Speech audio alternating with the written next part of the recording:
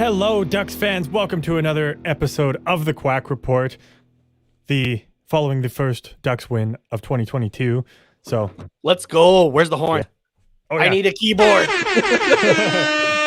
No, you are the soundboard. You're your own soundboard. Oh yeah, right. Hold on. Nice. See, there's nothing wrong with that. Just sounded a little muffled. You know, we could have probably pulled it up around like the 22,000 hertz area or something like that. Yeah. Is my first degree showing that I actually don't know what I'm talking about to a point? Yes.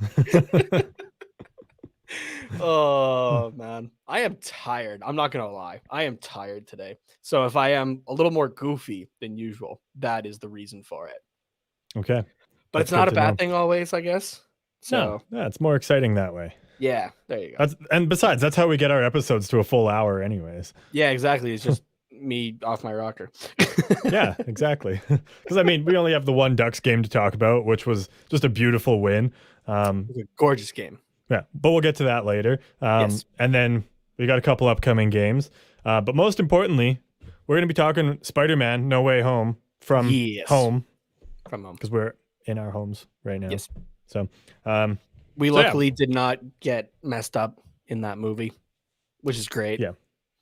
So yeah, exactly. Yeah. So that's going to be spoiler. No, not spoiler free. Spoiler heavy. Spoiler heavy. Thank you. Nothing is out of bounds. Nothing is out of bounds. Yeah. Yeah. So I mean, we'll have two very distinct sections of this podcast where the first half is Ducks and the second half is all Spider-Man. So if you haven't seen the movie, back out at that point. But you can still stick around for the Ducks talk because we're still spoiler free for right now. For now, and I will make a banner as well. Oh yeah. As we talk here, I'll make a banner to say like, hey, we're in spoiler territory and stuff like that. So yeah, but so far so good. So far so good. So yeah. Yeah. Before we get into the Ducks talk, how was your last couple days, Nate? It's been all right. Just been trying to hang out, but not really able to. Just doing other things and whatnot. I think I was saying I can't remember if I was saying it to you or not, but most of like the universities or like even just like high schools, elementary and that kind of stuff, they all got pushed because of online or going back just with COVID cases and stuff like that again.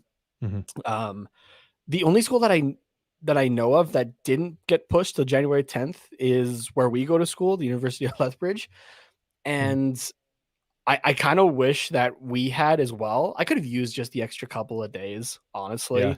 But did the other universities in Alberta go to January 10th? Because I know they were going online, but yeah, I as far as I know, they went online, but also got pushed. So like, my girlfriend doesn't start until the 10th now. Right, because she's technically U of C. Yeah, I know. Like the college back home is the 10th as well. Medicine College and. But I mean, I could be totally wrong on like other schools not starting on the 5th as well. But at least for ULETH though, with us, I would have been okay to get pushed back just a little bit, just to have a bit more time to relax and that sort of thing. So because the break was it felt really short. It didn't feel like a break. Yeah, it didn't really. Yeah. Okay, I'm glad it's not just me who's like, I'm just kind of feeling burnt a little bit, not gonna lie. But yeah, I'd be curious if like what other people think as well, like in other levels of school, like high school or like even like elsewhere going to university or college. Like I'm curious. So if we have any listeners that are in school, let us know if you're you feel like the break was still too short, or if you got pushed to January 10th and you're loving it. Like McDonald's. Yeah. But no, we might get sued for that. Oh shit. No, okay, but I mean, hopefully not. I don't know. I think it was a little pitchy. I think there you go. The algorithm won't figure that one out. What was I gonna say now? Totally took me off my train of thought. Oh, sorry. McDonald's does that. Yeah, it does. Honestly, I'm still kind of hungry. Yeah. Food. Give me food. Yeah, I don't know how to help you because I don't even know what we were talking about and where you were. We were talking schools.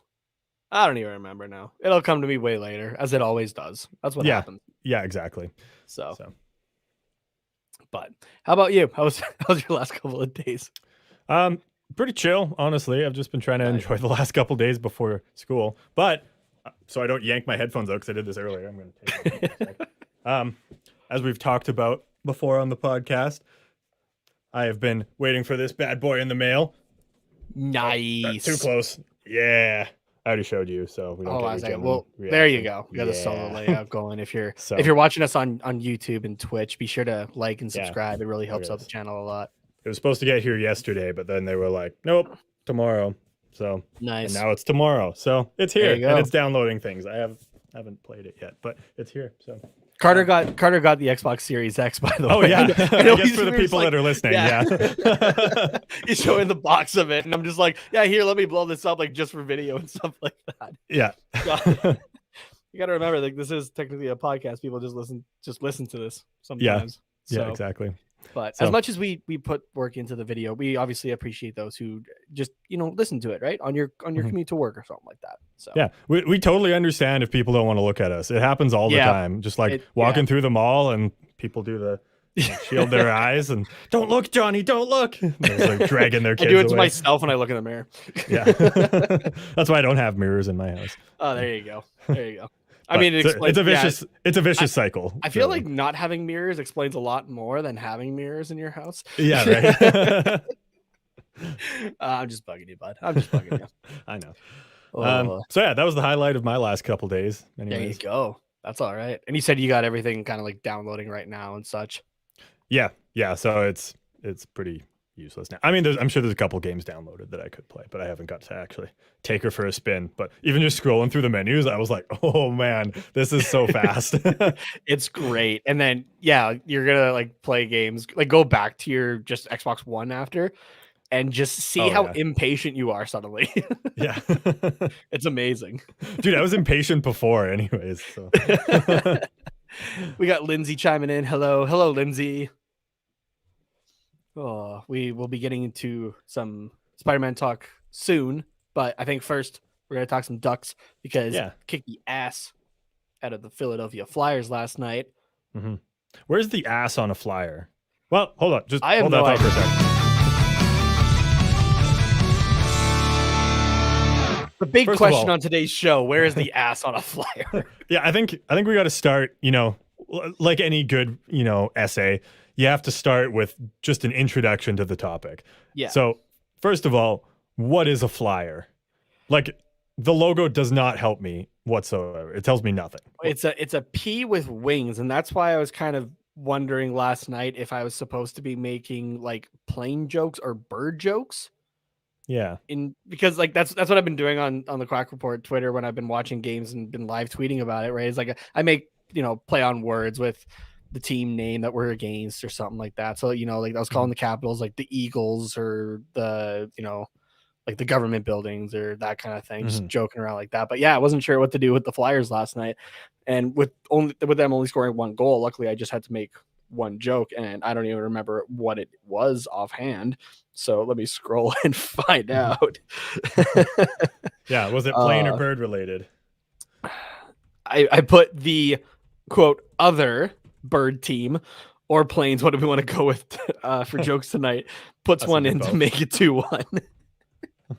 That was the extent of it. Okay. Well, NHL.com has us sorted out here with a article on Flyers history, how the team was named.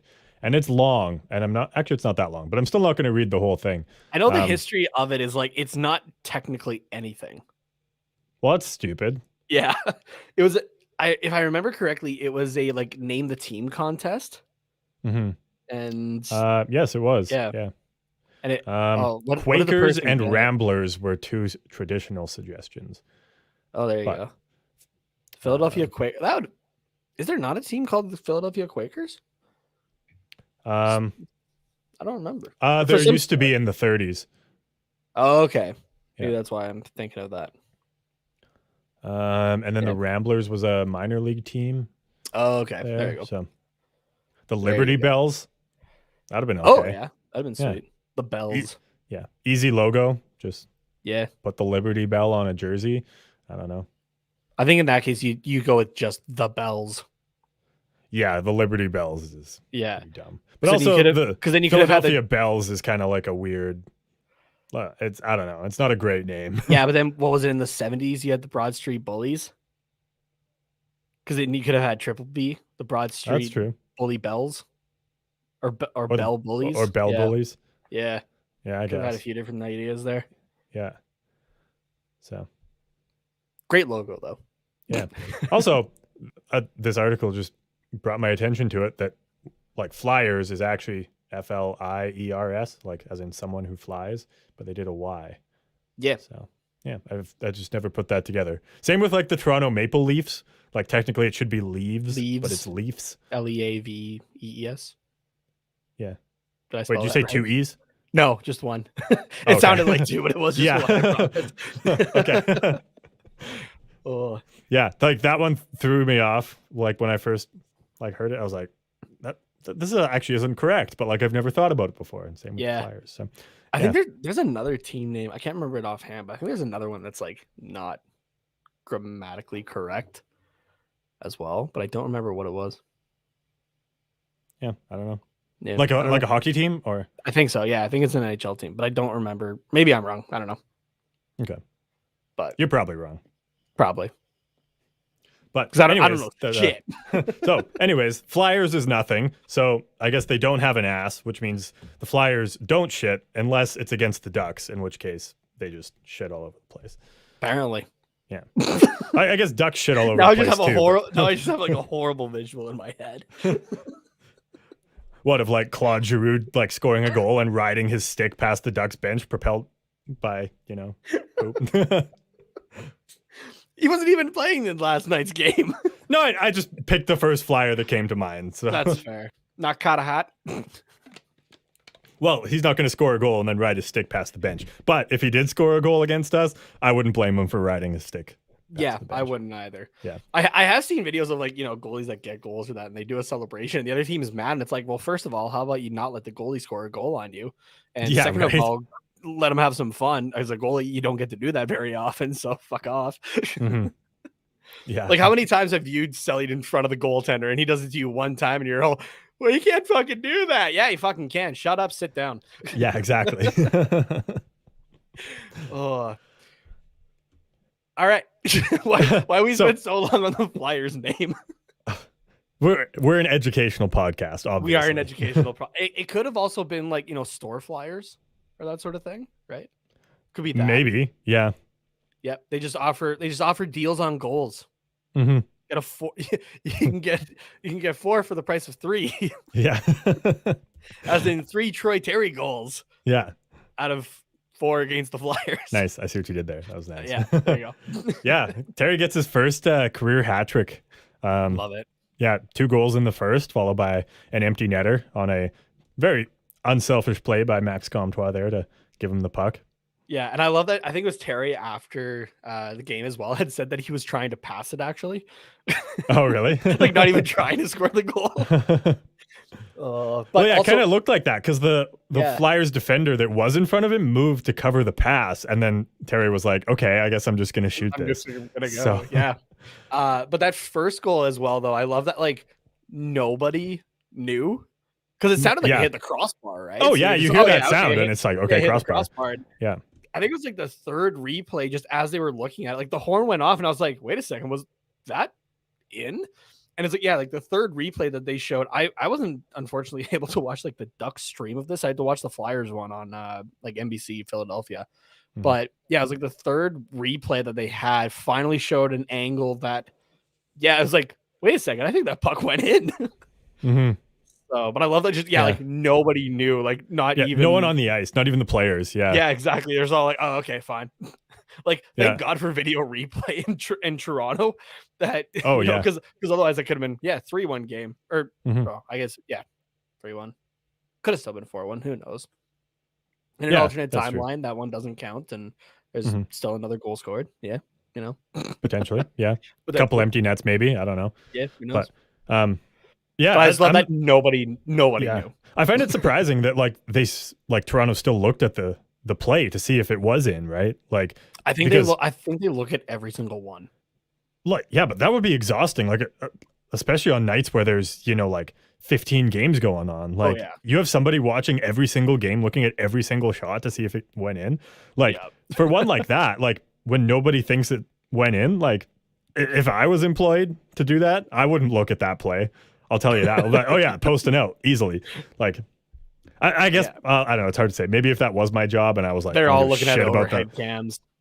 Yeah, probably is what it is. Yeah, that's probably it. So, so yeah, but like I don't know. Like usually when I see that type of play, it's like the guy that shot the puck, or there's like another player like trying to get a backdoor pass and sees it goes in. He's like, oh yeah, that was in, and then but everybody just keeps going. They're like, okay, well, I guess we'll keep going, and then Toronto will figure it out eventually, right? But the fact that there was nobody doing that on the play, like it blows my mind that people actually looked at it. Yeah, because you just heard like a massive, what sounded like a ring off the crossbar, right? So it's just exactly. Okay. Hit the crossbar and we're continuing to play. Yeah, because the angle didn't even take a weird bounce. Yeah, like it was. Yeah, exactly. Like the angle was the exact same. So, but I don't know. It's like unintentional accuracy that he hit the camera that perfect that it didn't have an odd angle come off. Yeah, right. Just like square at the front. Perfect. Yeah. Couldn't do it any better. Nobody's like, that's probably never going to happen again. Honestly. Yeah, not to that degree, at least. Yeah, exactly. like it'll be like it's like a 1 in a million kind of shot, like from that angle specifically. Yeah, exactly. Like I honestly can't think of a time where a goal was scored and nobody knew.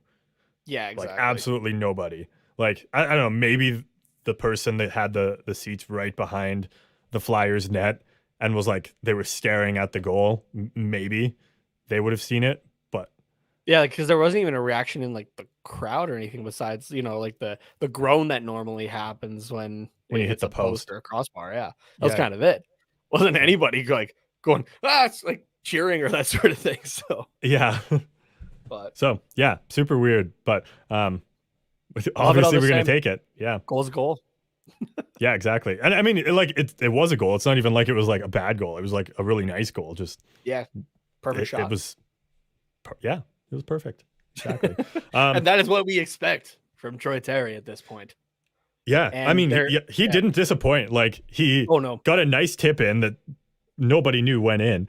He got absolutely turned on the Jets and embarrassed Sanheim and Carter Hart for his second one. That was a really nice play. And that was a nice move in front. Just like and then he little side stop with his left foot there as well, just to throw it off enough. Yeah. Yeah. On Hart, you mean? Yeah. Yeah. Yeah. That move against Sanheim, like that was just so smooth. Where he's like, I'm going this way, and the puck's behind you, and might as well just retire at that point. Yeah. Not to take anything away though from Troy Terry, but it wasn't even the best play of the night. In the NHL, at least there was a lot of games going on, but did you see? So I'm gonna sidestep you for a second. I know exactly what. Yeah, you saw the Cale Makar move, hey? Oh yeah. Like at first you're filthy. Like, oh okay, he had this like stop and turn, and I was like, oh okay, that's pretty good. And then this hurt me because it's my favorite goalie, but he just threw Fleury's jockstrap into the rafters. I'm like, holy shit. Yeah, Fleury like so hard on that, but like that's one that honestly you're just like, I'm not even mad. Yeah, you can't be. Yeah, no, and honestly, Makar is making such a strong push to show why he should be the Norris winner this year for Defenseman of the Year. Mm-hmm. He's making a very strong case. Yeah, what's he at for points now? Like he's got to be ridiculous. Up there because he's really taken off. I know he was injured for a bit, so his points are probably going to be lower than we expect, but yeah, it's insane. Sure 25 games played and 28 points, 14 goals, 14 assists. As a defenseman. Yeah, exactly. His average time on ice. I hate the NHL website. Like you can clip just that and apply it to anything. Right. Okay. Hey, we're gonna do the skills competition. We're gonna do like the thing where they were shooting off the platform and only like 3 pucks go in. We're gonna do that again. Fuck, I hate the NHL. Yeah. Since apparently they only show time on ice when you look at game logs, not season stats or anything like that. It doesn't show like your average. No, it doesn't show your average, which is It's stupid. I can find it on another website, but or something like that. Yeah. Yeah. It's like he's playing anywhere between like 22 and 28 minutes a night. I mean, 28 minutes was in overtime against Chicago just the other night. So normally 22 to 26 minutes a night, which is obviously huge minutes for number one defenseman. But I made the mistake of just typing in Makar, so I'm just getting like all different articles about this goal. But oh no, here's elite prospects. We'll find average time on ice now. Nope. Guess not. Okay, never mind. We're done. Yep. Can't find it. He's doing well. Anyways. He's doing well. To put it simply, Gail Makar is pretty good. Troy Terry is very good. That is a hashtag that's been going around. Yeah, I saw that on Twitter. Yeah. It's good shit. I know you're not as active on Twitter, so I try to bring that up. I spend about 2 minutes of Twitter, 2 minutes on Twitter a day, so I get like this much of what's going on. And today I saw the Troy Terry is very good hashtag, and that's it. Let's see. Okay, you spent about 2 minutes. Okay, here actually you can pull it up on your phone. On Twitter? No, like just you can pull up. Okay, so here go to your home screen, which by the way, mine's Marc-Andre Fleury. And if you like just swipe all the way till you get to this thing. Oh, for my screen time. Yeah, your screen time. Okay. Oh, yeah. How much do you have today on Twitter? I'm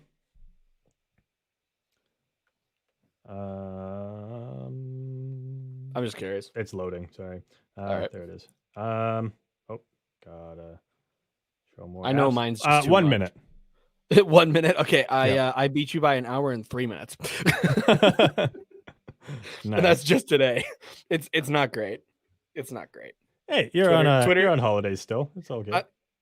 I had my first class today. Oh. How long was your class? An hour and 4 minutes? Yeah, it was an hour. Okay. It's adding up now. I got a chunk of strawberry there. I saw that. That was good. Amazing watching you make out with that Starbucks cup. Of a snack as I'm drinking. What the fuck is this show come to? I have no idea, man. We've talked about where the ass is on a flyer and Troy Terry's hat trick for half an hour. So almost 20 minutes. 20 minutes. Let's talk about John Gibson coming up with some big saves, stopping 28 of 29 shots. Give him the Vezina. There. Give him the Vezina. Honestly, it should be. I mean, it's so hard to argue for a Vezina candidate when Vasilevsky's in the league. That's like argue for someone not named Vasilevsky, right? But but man, Gibson's got to be in talks like at some point, right? Like he made this team like competitive over the last few years. And like when I say competitive, I mean, competing for anything besides last place in the league. But we would be without him. Last place in the league last year. Yeah, exactly. And this season, like obviously there's the emergence of Troy Terry, the resurgence of Getzlaf, the young rookies in Zegras and Drysdale that are making this team really good, as well as everybody else that's been around for a while. But like without John Gibson, this team would be fucked. Like, like honestly, like yes, eventually, yes, yes, Stolarz is a good goalie, but he's a backup. We've seen that time and time again. He's good in spurts, right? Yeah, he comes in for a game or two here and there, and he's awesome. That's exactly what we need him for. That's what we pay him to do, and it's perfect. I have zero complaints about that. But if Gibson goes down and Stolarz has to play for a couple weeks, you see you go like this, and then it starts to come down. So it's like Gibson better get some Vezina votes this year. Absolutely, is what I'm trying to say. Yeah. Gibson with Vezina votes, Zegras with Calder votes, 100%. Drysdale for Norris, Eakins for Coach of the Year. Yes, 100%. So just because like the crazy part is that we're looking at this team who is, or can I pull up this? I got standings here. Who's currently second in the Pacific Division, and we're not far behind Vegas either, right? No, yeah, like, we're 3 points or something. 2 points. 2 points, and the same amount of games played. This team last year finished with the second best odds for the first overall pick. They finished 30th out of 31 teams. Yeah. And now they are sitting second in the division. Mm-hmm. Like it's insane. You look at the key contributors to it, and they have to be recognized. I think. Well, I know we're so far away. Like we haven't even played half our games yet, right? We're a few away here still, but you can't look at the numbers that the Ducks are doing, even with the little skid that we've had over the last few games. It happens. But you can't not look at that and be like, there has to be at least one award, I would think, coming the Ducks' way.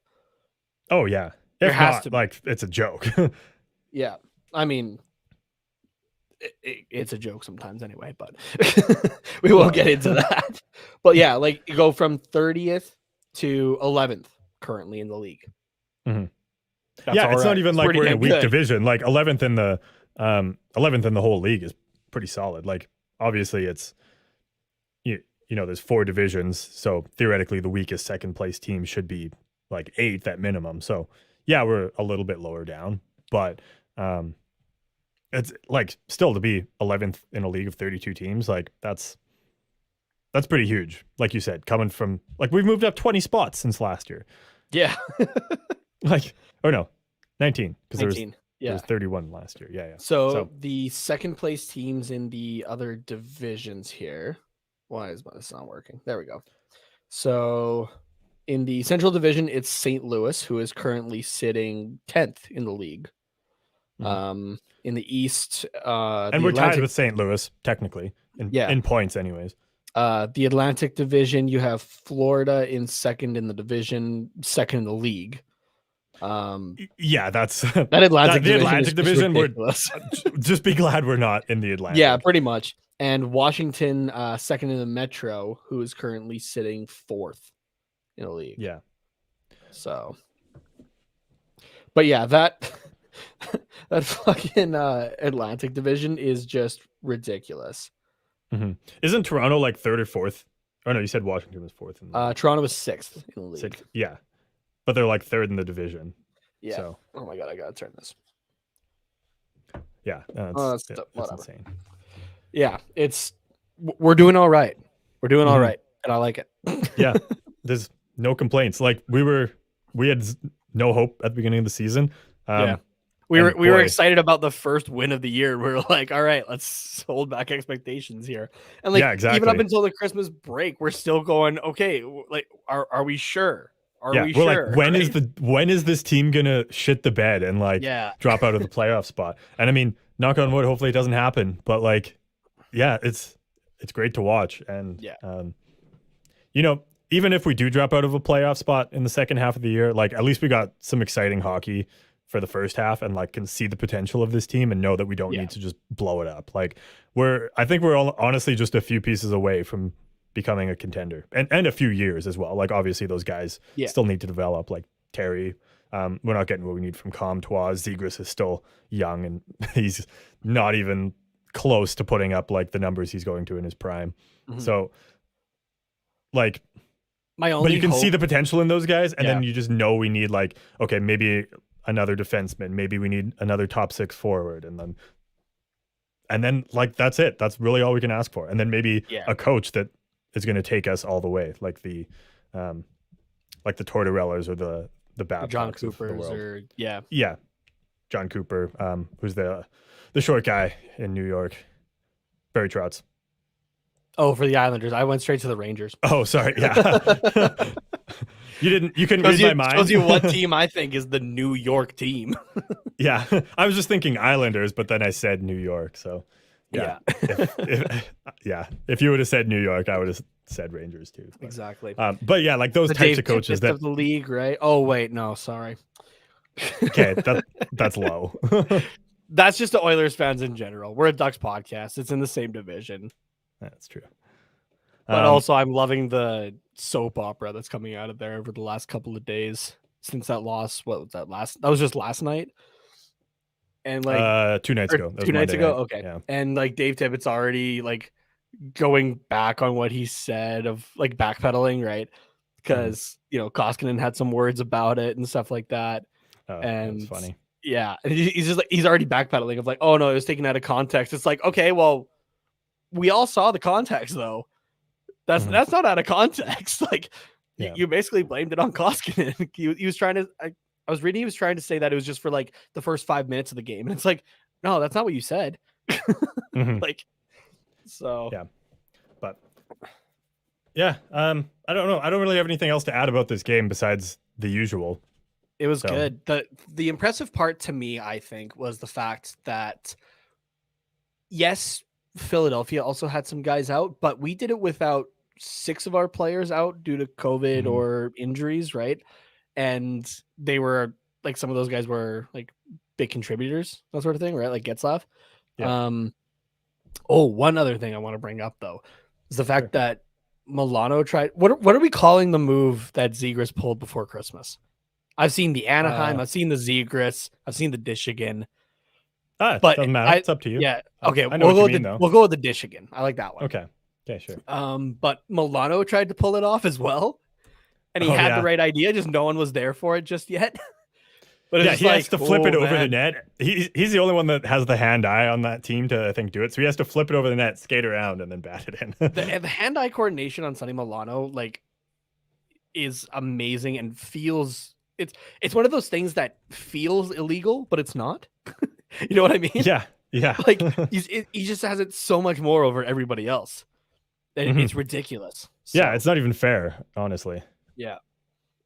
But, so that was a nice highlight. Yeah, for sure. Just because you brought it up here, the fact that we had 6 guys out, and before the game, nobody knew who was going to be playing for the Ducks. Like I was seeing things on Twitter and Reddit. It's like, if you live in Anaheim and you can skate, like the Ducks need you, because exactly. Like, who the fuck do we have left? Like we've who was so I want to know, I signed a contract to be Gibson's bench warmer. Yeah, right. So our 4th line was Buddy Robinson, Bryce Kindop, and Bo Grew. Well, Buddy Robinson has 31 NHL games played. Yeah. I think 4 of them are this year. He's played 10 this year. Oh, Jesus. Okay. Apparently. Yeah. I have no sense of time. Yeah, right. Bryce Kindop. That was his first NHL game. So I was pretty sure, but wanted to double check. So add 1 there. Bo Grew, how many of you played? 17. So our 4th line, who only played 6 minutes the other night, which is understandable and totally fine. They had a combined 49 NHL games played, and they were on the line together. And there was no complaints. None at all. At least when you're looking at the lineup, it's not as bad as the Montreal Canadiens. How it is there right now. Straight up, there was a notification that popped up on my watch of this player and this player from the Canadiens are in COVID protocol. And I'm like, cool. Who the fuck are they? Yeah. I'm like, these aren't names that I recognize. Mm-hmm. Well, they've had guys. I forget who it was specifically. I was listening to the Jeff Merrick show though when they were talking about this. How there's one guy who started the year in the ECHL in the Montreal Canadiens system. I forget who their ECHL affiliate is, but he started playing there this year, and he's I think middle 6 now for the Montreal Canadiens. Oh boy, yeah, because of how wrecked they are right now. It's ridiculous. I honestly got a feel for them. Dude, I'm gonna find it so funny if Arizona puts together the team that they did in this offseason and they end up finishing 31st in the league, because Montreal just has no. Well, I mean, even before they had a bunch of guys lost to COVID, they were missing Price and they were missing Weber, who are huge guys for that team. And then they had no chemistry with their team. And now COVID's just ruining. When was the last time the Canadiens won a game? Here, I'll pull it up. Let me take a look here. Because I don't know. I find it hard to believe that you can come back from that. Loading. Why is it taking so long to load? It's okay, I'm on it. Oh, they beat Philadelphia on December 16th. That was their only win of December. They beat Pittsburgh on November 27th, 6-3. So, oh my god. Yeah. That has to be the biggest fall from grace, if they were to end up like 30th, 31st, 32nd, that has to be the biggest fall from grace of like at least the expansion era. Oh yeah. Right. To go from, the Stanley Cup finals all the way down to like the bottom 3 of the league in 1 year. Yeah. I can't think of any team in recent memory that's fallen that far. Like there's been teams that have made the cup final or like the conference finals and then not been as good or like just missed out of a playoff spot or whatever. Yeah, I was gonna say like the worst I could think of otherwise would have been what was that, 2006? Carolina and Edmonton both missed the playoffs after making it to the finals. Yeah, that's the worst I can think of otherwise. Yeah, well, I'm sure there's something else since then, but I mean, Dallas comes to mind from just a couple of years ago. Like they same thing against Tampa Bay, made the conference or the cup final, sorry, and then I think they missed last year, if I'm not mistaken. Yeah, they did. Yeah, so but it wasn't like that bad. Team to be like mathematically eliminated, or no, maybe not that early, but like they were one of the first ones at least. Yeah, what season was that? That was the 2021 season. Yeah. Oh, I guess I should specify NHL. And where did they dip down to in the league? Where did they go? They were 17th in the league, so. Oh, okay, that's not horrible. Yeah, but in terms of like the division, they were quite a ways. Excuse me. What fucking division are they in? Oh, there it is, Central. Right, the divisions got all moved around. I mean, yeah, they kind of just missed out. Yeah, they were 5th in the division, 4 points behind Nashville. So, okay. Yeah, that 06 season that you're talking about, though, or 06, 07. Did you have the number up? Holy shit, 06, 07. Buffalo finished first in the league with 113 points. Ooh. Atlanta third with 97. Okay, sorry, this is a Atlanta. Oh wait, sorry. This is the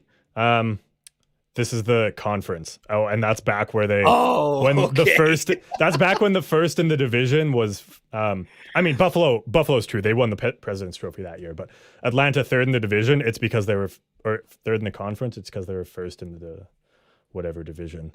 Okay. The Southeast. Yeah. With Tampa, Carolina, Florida, and Washington. I had a magnetic board that had like those divisions. It was like the Northeast division or the Northwest division. You had the Pacific. You had the South Central and something else. Pacific, Northwest, Central, Southeast, Northeast, and Atlantic. Oh yeah, there was a bunch of them. Yeah, there was. There's only like five. I think like 5 teams. Am I doing that math right? Yeah, five teams per. Yeah.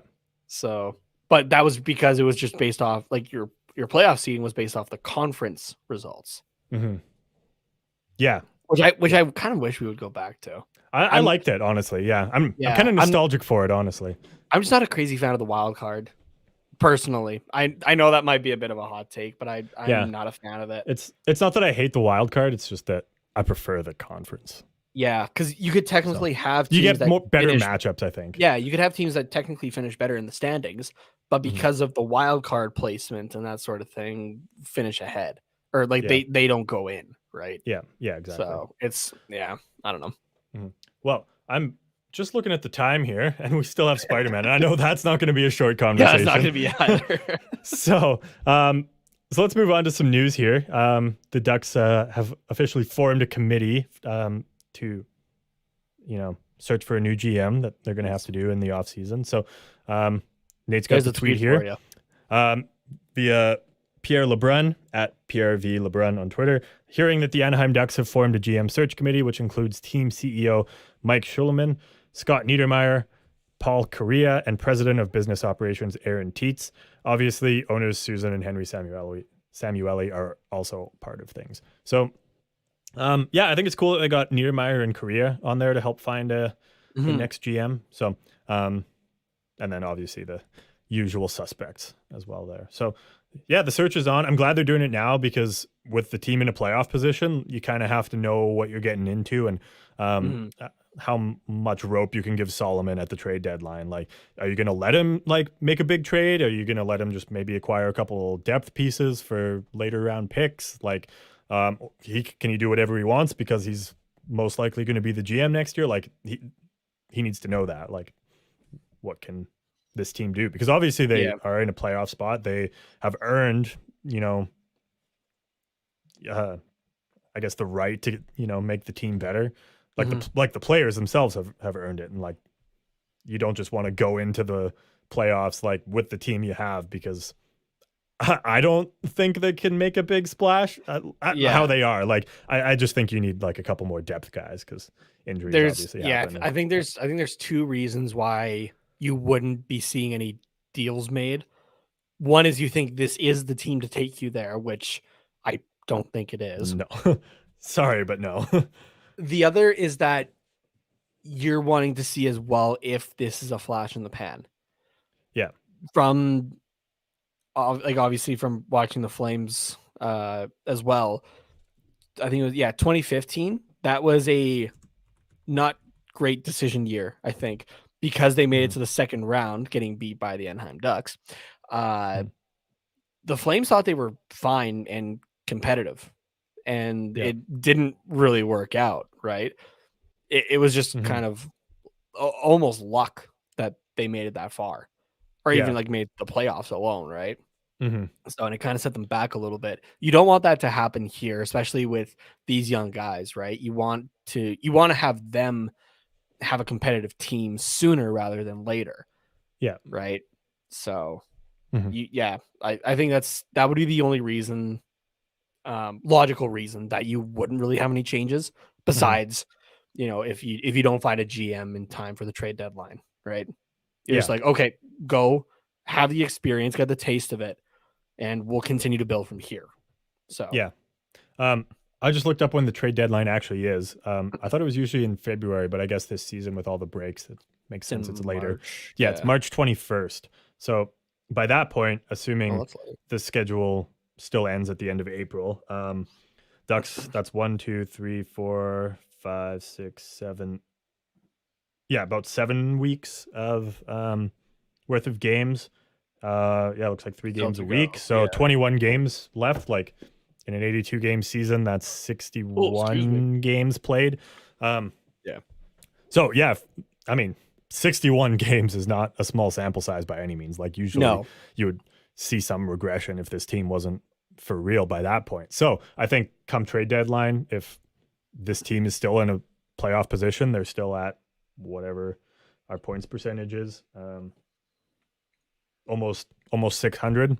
Yeah, and you're second in the division. Like I think that means this team's for real. Like you got to make some acquisitions here. So you can make something to just help you try to go deeper. So yeah, exactly. Nothing big, but it means we don't trade Raquel. It means we get a couple maybe depth defensemen or bottom 6 forwards or whatever.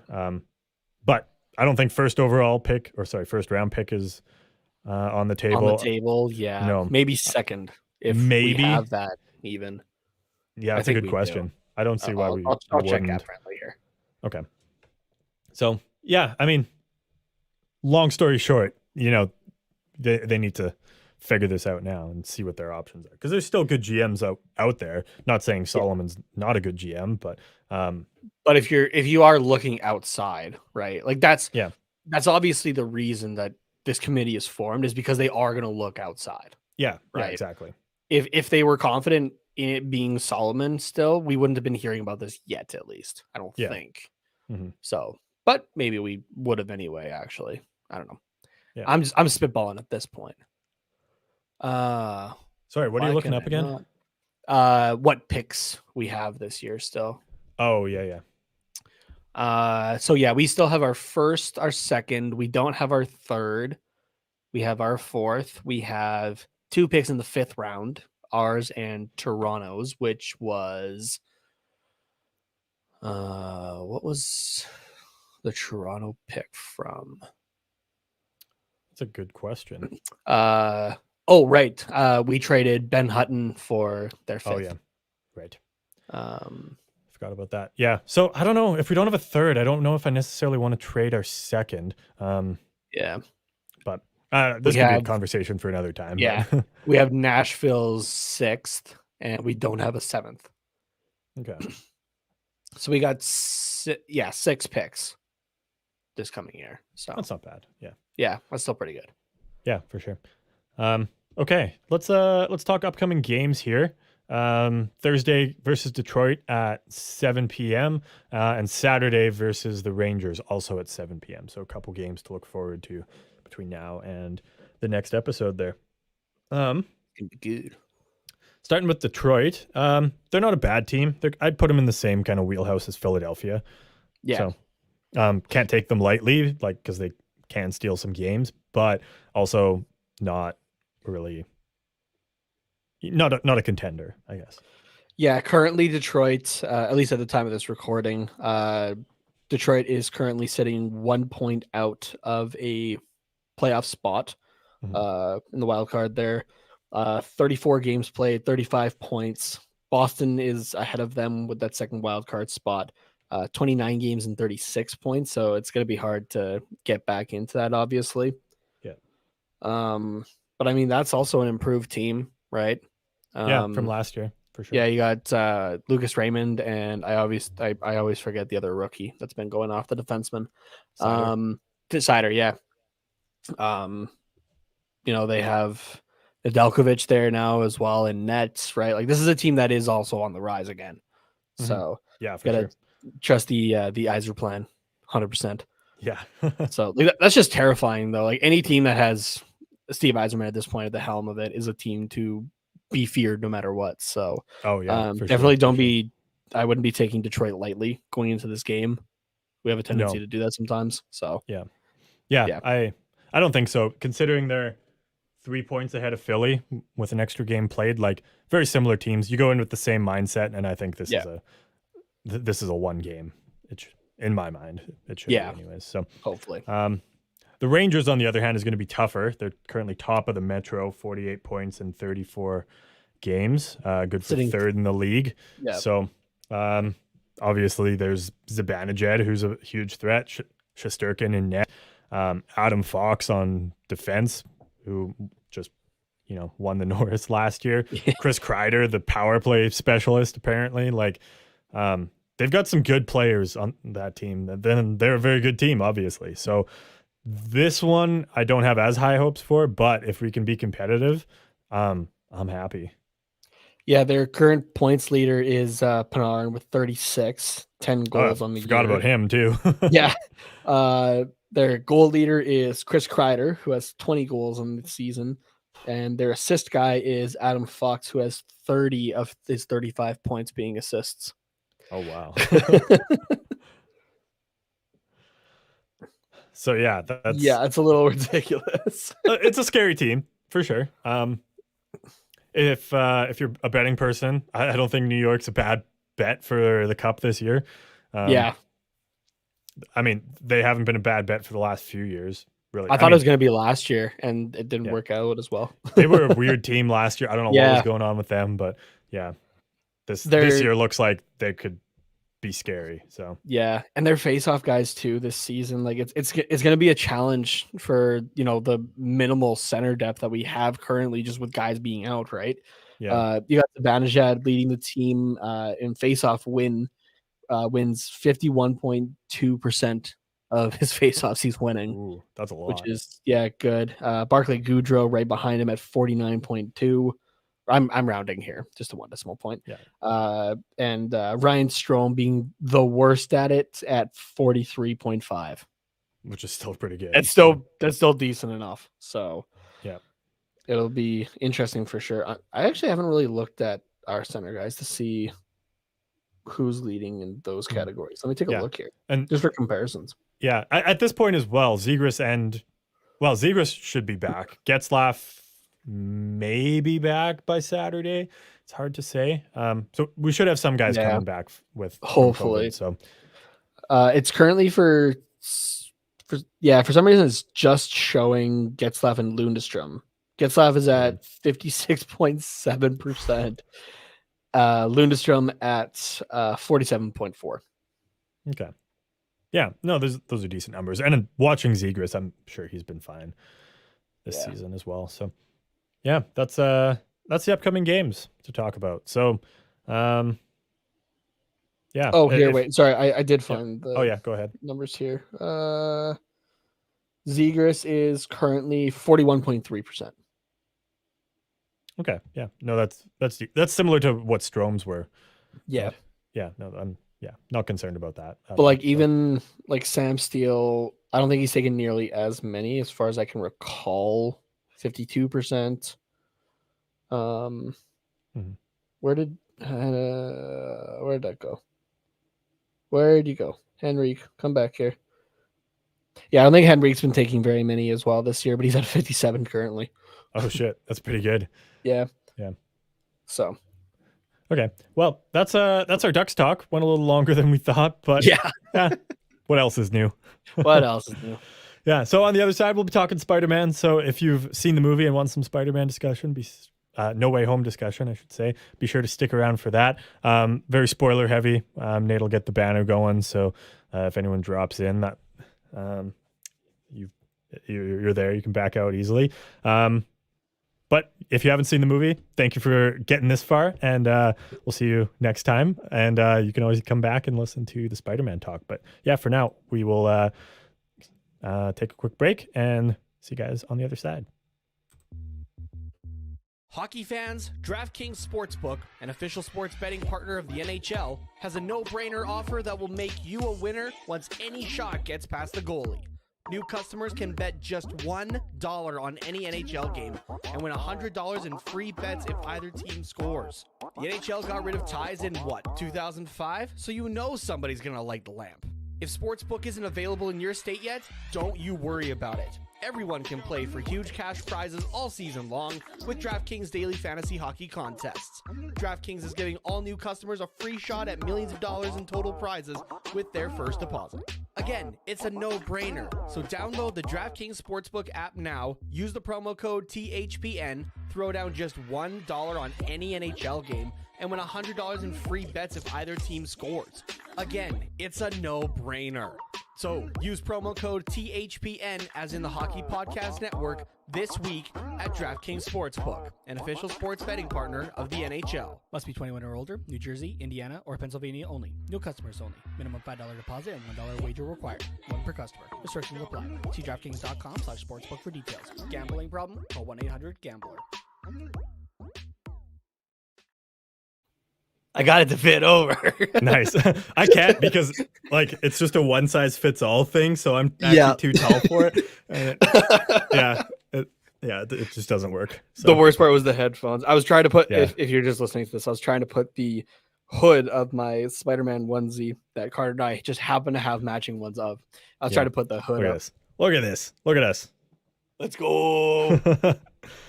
I'm gonna roast myself. It's like it was already hot in my recording space here, and now that I've got this on, there's no hope. There's no hope. Yeah, I'm gonna be so sweaty by the end of this. Oh man! All right, I am going to give us the warning here. If you're listening to this, we are now in spoiler territory. For Spider-Man No Way Home. Where do you want to start on this movie? There's so much to talk about with this movie. Yeah, right? Okay. Believe it or not, let's start at the end. At the end? At the end. The scene with Venom, because you totally called it. We gotta at least start there. All right, and this was like a total fluke. I'm not going like, oh, this is what shit like this is gonna happen or that sort of thing, or like, going off of like any comic thing. So I had made a joke that I was like, there's no way that Marvel and Sony would have the balls to do this. It just I felt like it would like just make fans like upset or that sort of thing, right? And I'm like, there's no way they're gonna do this. So basically, I'd made the joke that I would love it if Venom didn't show up for the entire movie. And at the end was like, going towards the final battle And just before he gets there is when everybody goes back to their original realities or something like that. And I just made that as a joke. I'm like, that'd be funny as hell. Just to like, build up these expectations and then just be like, no, you're not getting Tom Hardy and Tom Holland together. And sure as shit, I started laughing in the theater with that post-credits scene. Because they're like, let's go to New York and talk to this spider guy. And they're suddenly sent back. And I was just laughing. I'm like, holy shit, I didn't actually expect them to do it. Yeah. Yeah, it was good. I thought that was hilarious. I was laughing as well. And I mean, pretty much everyone in the theater was, because it's hilarious. But I explained to my girlfriend after like what you had said, and she was like, no way. It was like one of the few like predictions for it that I was just like, obviously this is just a joke one, and that's the one that becomes real. Yeah, right. Like almost to a T, right? Except instead of going to the final battle, they're like, yo, let's go to New York from Mexico. Yeah. Man. You gotta love like drunk logic, hey? Yeah, exactly. It's like getting slammed at a bar in Mexico, and then you're like, let's go to New York. I love that. I just love that whole scene as well, right? Because like, if you're not from that universe, right, or you're not, watching it like us, you're confused as to what the fuck happened in this universe, right? So so let me get this straight: a purple alien with magic stones took away half of life. Like, that would obviously, like, whether you're drunk or not, be confusing as all fuck. Yeah, exactly. I think he got there. He was like, he went to the bar and he's like, I need to know what's going on. And then he was having a drink and this guy was explaining to him like what is happening in the world. And then he's like, okay, hold on, I need another one. You got to explain it again. And as this guy kept explaining, he just kept drinking, and that was it. I love the line though of Venom. I just know what you're talking about already. Yeah, Eddie, we're drunk. Okay, no, not that That's one. What but I was talking about. Yeah. That was a good one. But no, I do love when they're talking like he's like the Avengers, and he's like, okay, there's this guy, and who is the green one you said? Oh, the Hulk. And he's had Venom, and you thought Lethal Protector was a shit name. Right? Yeah, that was the other one. Just honestly, like, I love the Tom Hardy Venom. It is like the 90s joke Venom kind of that you got in the comics, and I do enjoy it. The horror elements are obviously there in those movies as well, right? Which is like, the original 80s incarnation and kind of what you're having now as well. But I love that they're able to blend that together. I was somebody, I know that film was also kind of divisive, I guess kind of the first two, but like I do enjoy the Tom Hardy Venoms. I go into them just thinking, hey, these are supposed to not be, Marvel films, like as much as it's Marvel property, right? Yeah, I went into them with the same mindset as I did with Deadpool. So yeah, honestly. There you go. Yeah, you're just there for a good time, right? You're not going there for a beautiful adaptation or that sort of thing. And and you're definitely not going for the story. Like, there's a story to these movies, and it's like, okay, but you're not going for like the in-depth plot where you're connecting all these things. You're going for like a late 90s kind of superhero movie, like where it didn't quite know, like the genre didn't quite know how to do itself yet, if that makes sense. But yeah, I love those movies. So, and I thought they did a great job with Carnage as well. There was only one thing that kind of bothered me, but we don't have to get into it. But the rest of it I thought was great. So I did enjoy that movie, and everyone was, I know there was also the question going around of, because you had all these villains come into the MCU from, the Raimi verse, the Garfield verse, like they all know who Spider-Man is, right? Being Peter Parker. Yeah. And you had the question for Venom and for Electro of, okay, well, how did, like, they didn't know who Peter Parker was though, right? Because in the Venom universe, he hadn't met a Peter Parker yet or a Spider-Man. But that's explained in Venom 2's post-credit scene, right? When he does transfer into that universe, saying that it's like hive mind knowledge across universes, right? So there is a symbiote out there, right, who obviously knows Peter Parker is Spider-Man. Yeah. So just that shared knowledge is how they get transferred over. Well, really the one from the Raimi-verse knows because it attached itself to exactly there Peter you go. Parker as or Spider-Man. the 616 universe. Yeah, right? exactly. Like the original. There's loads, comics. and it's obvious that that's why Eddie knows when Venom comes, or when he goes to the hotel room in Mexico and Venom licks the TV screen with Spider-Man on it. So just something is there, right? Like that guy, right? Mm-hmm. And then the other one though that I was kind of confused for a second was, but it kind of makes sense now, is Electro, and it could be. There was one that was the realization of, like, because Max Dillon, like Electro, had met Gwen, right? Yeah. And so there might have been like that connection made, kind of the same as Harry Osborn's Green Goblin in that movie, right? Of like seeing Gwen, oh, that's Peter, kind of thing. The other idea that got floated around as well was that, Harry had told Electro who Spider-Man was, but then when he's talking with Andrew Garfield and like when he's cured, right, he hadn't seen his face, so that's where you get the comment of, oh, I thought you were black or something, which also is a great nod. I love that. We are really going to be jumping everywhere in this talk. Oh yeah, so you kind of have to. I'm sorry, movie, try to but I love that it's a great reference again to Miles Morales, which I can't wait for. Like, Into the Spider-Verse is one of, if not one of my favorite superhero movies for sure, and there definitely is the argument for it being the best Spider-Man movie. But like I can't wait until we have a live action at some point, right? It will maybe take a little bit longer still, but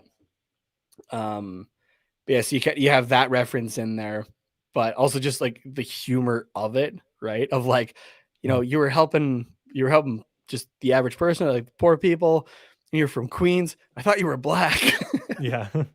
Just like, the jokes like that. I love in this movie as well. They just let Jamie Foxx be Jamie Foxx instead. They're like, the nerd thing didn't quite work out as well as we liked, and we're definitely not going to keep you blue and whatnot. So I thought it was really cool how they just kind of over the whole course of the movie, like the villains like Doc Ock and Electro recognize that there is something different with this, with the power in this universe, like the electricity. And it's because, like, well, first of all, Doc Ock is 15 years in the future or whatever. Electro, 10 or something like that, 5 somewhere in there. 2014, so 7 years.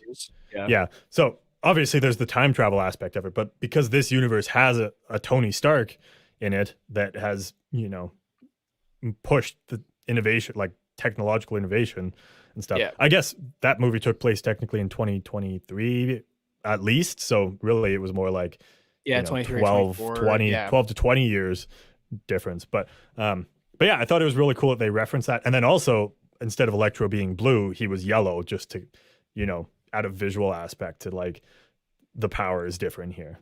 I don't know. Yeah, exactly. And I thought that was kind of just a cool touch. So and to the Marvel, like the MCU movies have done great as well with, like, not everything has to be directly off the comic book page. And even in a quick spoiler for the Hawkeye, or have you seen Hawkeye? I haven't seen any of it. No. Okay, no, actually it's not really a spoiler. It should be okay. They make reference though to, like, that comic costume. Oh yeah. With the mask, right? Oh yeah. And he's basically just like, no, I'll never wear that, right? So it's kind of another reference in a way to that, of like having him be yellow.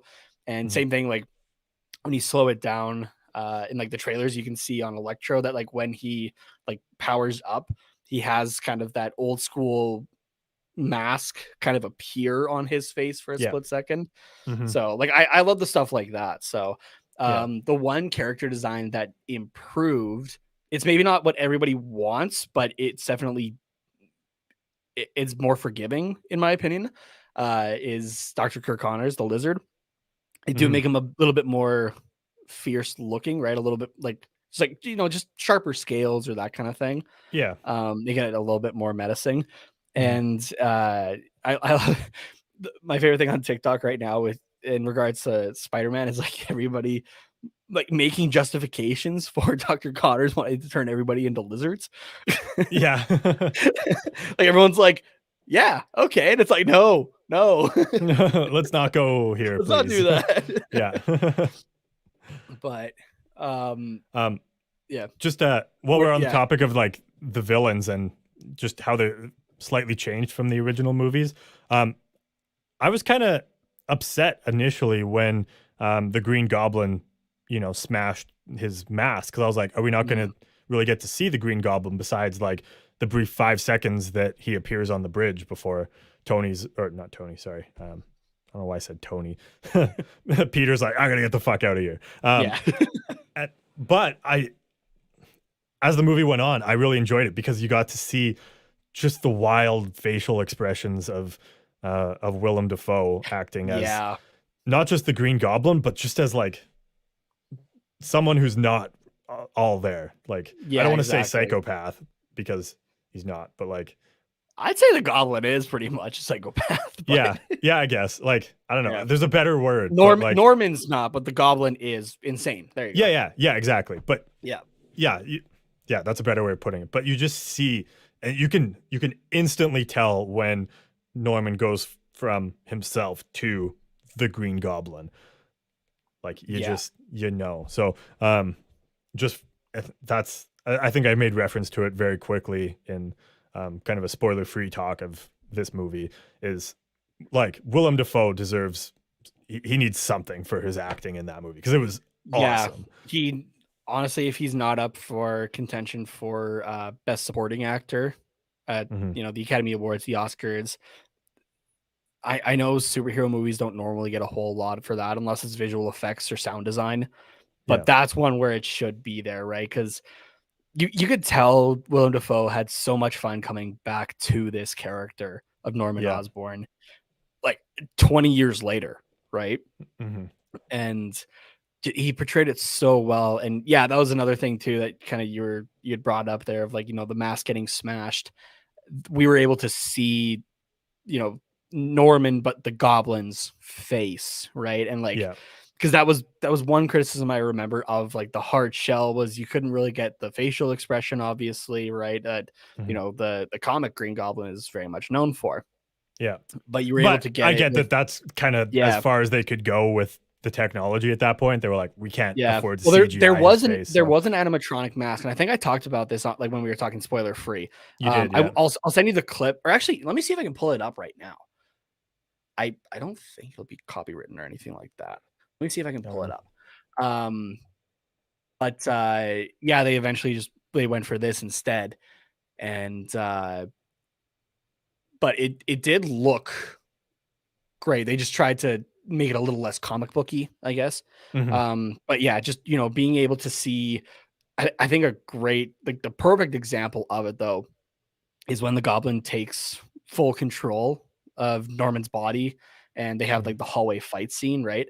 And Spider-Man's like on him, beating the crap out of him. And it kind of pulls it reminded me of like the Joker interrogation scene in The Dark Knight. But he's just getting the crap kicked out of him and he's just laughing, right? Yeah. And that wouldn't, if he was still in like the full mask and whatnot, I wouldn't convey as much as, seeing like his eyes and the smile on him, right? It was a spooky scene for sure, but like, man, was it good to have his face in that scene. Just while you're pulling up the clip, credit to Alfred Molina as well, going instantly back into his role. So it's really all the actors, being able to go into it, but because it's been so long for Willem Dafoe and Alfred Molina, like it's insane how you just know it's the same. It's the same character. The same character. Yeah. Like it's like no time has passed. So it was really cool to see. And credit as well to Marvel even for, deciding to go with the route of we're going to bring these specific characters back, not, hey, we're going to bring Alfred Molina back and he's a variant, right? Because you had the Loki stuff. You could have gone with that direction. Yeah, exactly. Right. Or Norman that's Osborn, what we initially projected when that rumor came out. Like, over a year ago at this point. We're like, okay, is it just going to be like a different version? They're like, oh yeah, he just did like a really good job, so let's bring him back. And same with Jamie Foxx as Electro. Like, he did a good job, and he never really got his full story arc because that series got variants. And then when Loki came out, it was like, okay, like that makes sense that we'll bring them in as just different versions, but in the same universe. But that, like you said, it's very cool that it was the ones from that universe. So okay, so I do have it here. If you're not watching it on YouTube or that sort of thing, it is available. At least you can go back, find this clip, or just search up the prototype mask on YouTube for the Goblin. But this was it. And so from my understanding, it was like the eyebrow, like the eyes and that sort of thing were animatronic, right? So like to show the different emotions of that. But then from about like the cheekbones down, and obviously like a prosthetic to the chin, but the cheekbones down would have been Willem Dafoe's face, right, to get his mouth and that sort of thing. And they tried to convey that a little bit as well, right, with having just kind of the mesh piece between the mouth. You could still kind of see it and stuff like that. But this would have been great, and I think they could have brought this back if they wanted to do an MCU version of the Green Goblin, but I understand why they won't. You had Willem Dafoe in the Raimi universe doing it. You had then Dane DeHaan doing the Harry Osborn version, the Amazing Verse. You kind of want to take a break from that, right? And the MCU is specifically kind of staying away from those characters that had been done, not even fully for this idea. Because what I was seeing as well was that originally these villains, the initial idea of these villains showing up again was supposed to be like a post-credit scene kind of deal. Until Kevin Feige had heard the idea and was like, well, why don't we have fun with this and make the movie using these? If we're going to bring them back, let's bring them back, right? So which I'm glad they did, because it was awesome, and it's a huge task to be able to do it and not turn it into fan service, but they did a really good job of that. Because like at the heart of it, like, yes, this was every Spider-Man movie fan or comic book fan's dream, right? It was to see kind of the multiverse stuff, or the Sinister Six. As there's only 5 villains, I understand that. I'm going along the Ultimate comic book lines though, as Peter Parker is the 6th version, because in those comics, that's what Norman Osborn wanted. It was Spider-Man to join them, kind of thing. I mean, Venom was there. He was just getting drunk in Mexico. Yeah, he's just getting drunk in Mexico. in my mind, there's 6. But to be able to pull this off, it's definitely a challenge, right? Because you want to service all of these characters, but in the end, the main character is Tom Holland's Spider-Man, right? And they were able to balance all of that, which is really amazing. So they did it in like 2.5 hours, but it didn't feel like 2.5 hours. No, like I had looked at my watch at one point and I was like, wait, we're already at this point. Like, it didn't feel like that. So yeah, exactly. Well, we've talked quite a bit about the villains already. Let's talk about Tobey Maguire and Andrew Garfield coming back as Spider-Man. Dude, I think I talked about this part already. I almost broke my girlfriend's hand by accident when okay, I didn't say when. It was when Andrew Garfield, like, that portal opened up and Andrew Garfield was there. That's when I started to squeeze and he came through and I was like, holy shit. And then Tobey Maguire, and that was the moment that I almost did it. So, because for myself, and we were talking about this, or I was talking about this to you, like when, after you had seen the movie a couple weeks ago, I said for myself, like, obviously you're a Spider-Man fan and stuff like that, right? But this character means so much to me. Like, I'll just talk personally for a second. This character means so much to myself, right? Like, watching the 2002 Sam Raimi movie constantly, and trying to recreate that initial Spider-Man costume drawing that Peter does, right? Like, that's what got me into my artwork and stuff like that, was trying to do that. And we were talking as well, like, these movies kind of hit at perfect points for me, right? Like the Raimi the Raimi trilogy was, you know, when I was a kid. The more angsty Garfield movies were, you know, when you're in high school, which was perfect, right? And these MCU ones of, you know, trying to figure out exactly who you are, right, was perfect because they were coming out when you and I were in college, right? Like, I think like everybody can appreciate these movies and this movie specifically, right? But I think you and I are at the perfect age for this movie to come out. Oh yeah, for sure. So with that scene though of Andrew and Toby coming through the portals, I went from I'm almost 25 years old to instantly I'm back in high school, instantly to I'm 10 years old. Like, yeah, just a rush of emotions came flooding and that kind of thing. And I I wish that I too could have my memory erased by Doctor Strange so I could experience this movie the same way again. Yeah, right. It was such a I mean, like you and I went to Endgame and it was a fucking emotional roller coaster for me. Yeah. And I think and that was one where it's okay, I followed this for, you know, for the last 10, 11 years, right? I know all of these characters, I get the references and stuff like that. But this was nostalgia done right, I think. Yeah, no, I agree. Where you have that tough like rush of emotion, like Spider-Man 2, like you know of like, you know, tapes burning out, like your old cassettes for anybody who's under like 20 years old. We had to watch movies on like massive tape players essentially, but like so you know of like, you know, burning those out or something like that. And I'm sure it's possible with like a CD or a DVD, but like I'm surprised I didn't do it with my copy of Spider-Man 2. I watched that movie so many goddamn times that I probably still could recite it word for word almost. Right. And the Garfield movies, like the first Amazing Spider-Man, I went to that 3 different times in theaters, just on different occasions.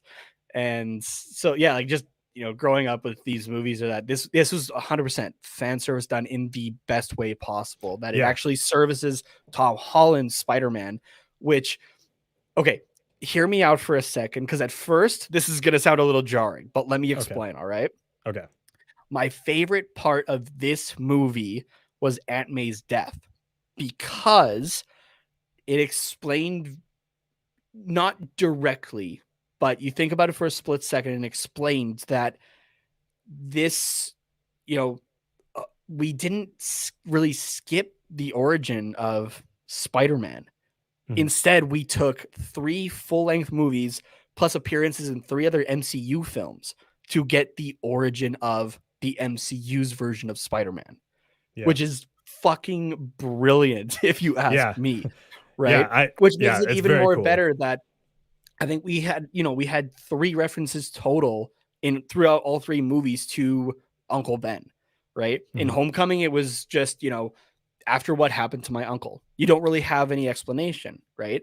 In Far From Home, I think the only reference is just the briefcase or the suitcase that Peter takes because it has BP written on it, Ben Parker.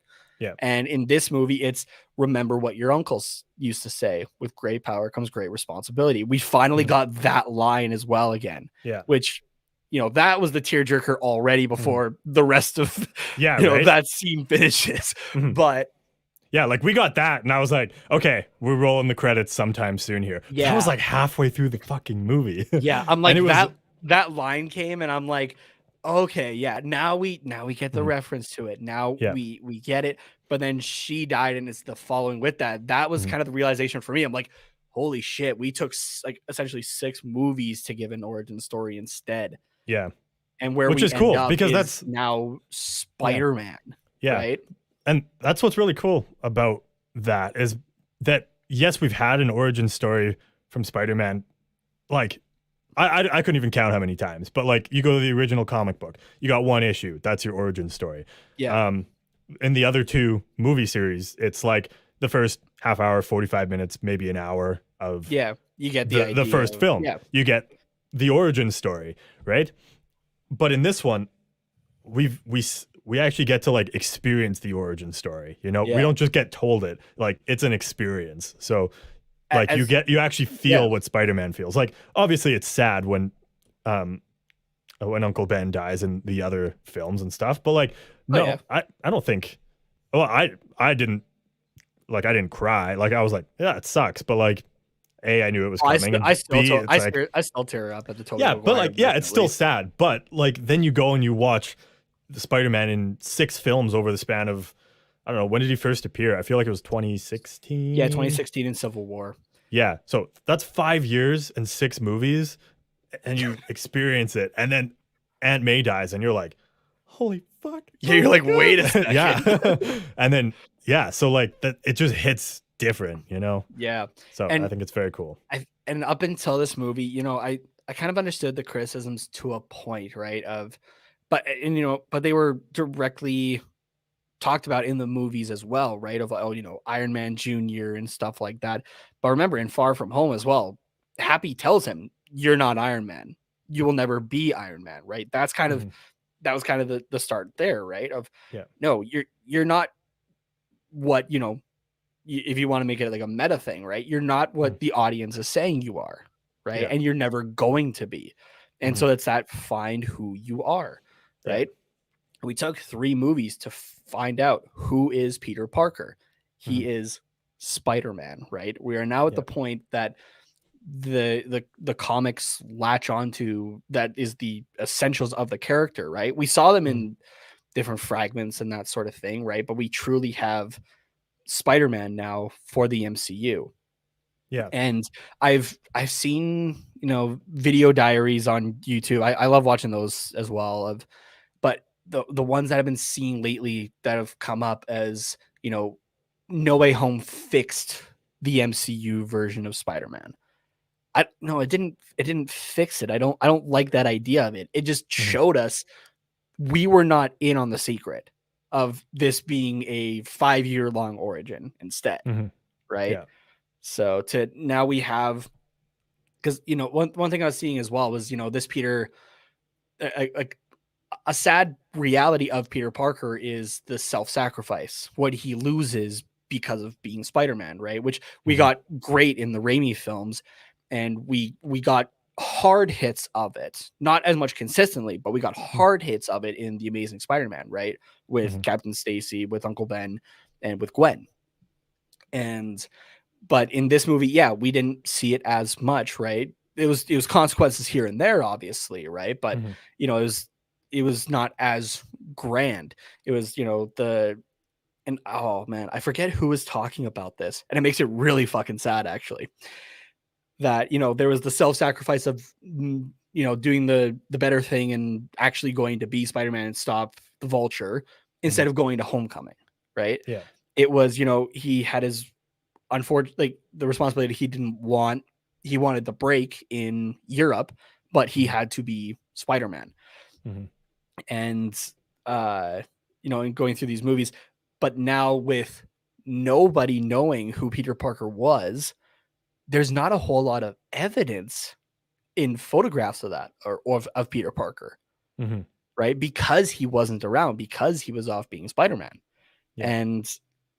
But now, you know, it's the true, it's one of the biggest losses of the MCU Spider-Man so far, right? And, you know, kind of brings it to the comics kind of reality of he's lost everything because of Spider-Man, right? It is that consequence, but the responsibility and stuff like that. So it's not that this movie fixed the MCU, it just gave the audience the full explanation finally, right? But just slowly planted the seeds here and there.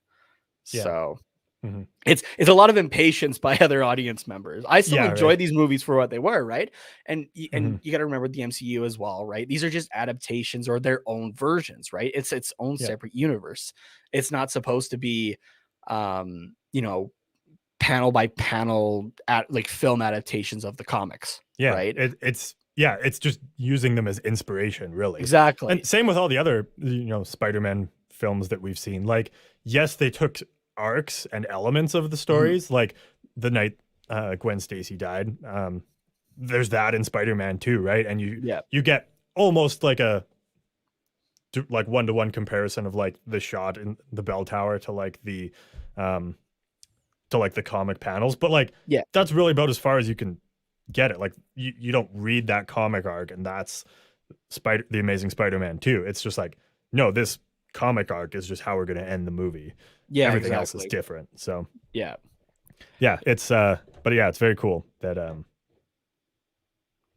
yeah, I don't know. It just blew my mind. Like, I have to go back and watch these Spider-Man movies again. Like, with this in mind, that it's an origin trilogy, not okay, here's this Spider-Man guy that's like doing his thing now. It's because I just have to like reframe these movies in my mind now, because they were obviously enjoyable, but like I feel like there's a lot more to pick up on now. Yeah. So it's kind of almost like, I'm going to compare it to another nerd thing here that I heavily invest myself into to sometimes a not healthy level maybe, but Star Wars, right? You had 7 years or like 7 seasons essentially of the Clone Wars come out after the prequels. You watch that series though, and then go back to watch the prequels, knowing what's going to happen in between 2 and 3, especially, right? And it changes it adds so much more to the arc of Anakin Skywalker in those movies, right? Because you have all of these other episodes thrown in there.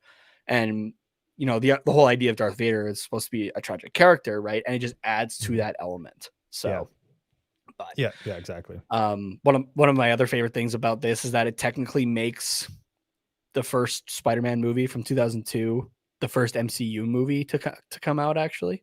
It's true. Until we get, you know, the X-Men brought in, if it's, you know, like Hugh Jackman, Halle Berry, like if we get that X-Men, then X-Men is the first one, because I think that was 1999 or 2000. I think it was 2000. Yeah, I think it was 2000. But until then, though, Tobey Maguire's Spider-Man is the first MCU movie, and that makes me really happy. Yeah. So, but I don't know what else you want to. There's so much still to talk about with this movie. There is, yeah. This is, I think, just to kind of wind us down, and then we'll go through the memes and probably have it for what's quacking, and we'll probably have a little bit more. And I do have a question for you. It's not directly related to Spider-Man, but it really came to fruition, I think, with this movie. Okay. Last thing I want to talk about, and I think it should be fairly quick, is the first cameo that we get that nobody expected is Daredevil. I was so happy with that. My girlfriend was so confused. I'm like, I'll explain later. Yeah. My girlfriend hasn't seen Daredevil either. She knew of like the series and like and knows who Daredevil is, obviously. But I saw that, and then like I was like, oh my fuck. And then she like looked at me, and then she was like, Murdoch. Lawyer, blind. She was like, is that Daredevil? I was like, yeah, it is. She's like, from Netflix? I was like, yeah. Which opens up a whole new swing of like, oh fuck, you know, is this the exact same one, right? Because in real life, the business stuff behind, you know, the Netflix series, or, you know, I think it was on ABC, was it, like for Agents of S.H.I.E.L.D. and stuff like that? It was 2 people running, like, you know, the movies, Kevin Feige, and I forget who the other guy is who was doing the television stuff. But it was kind of a one-way street where the TV series would reference the movies, but the movies would never reference the TV series at all. And so it kind of brings the question of like, okay, is this the exact same Matt Murdock from the 3 seasons of the Netflix series plus the Defenders, right? Or is this you know, the same actor, kind of what we were thinking for the villains of the movie, right? Is this the same actor playing the same character, but in you know, the MCU, right? Is the Netflix series its own universe kind of thing, right?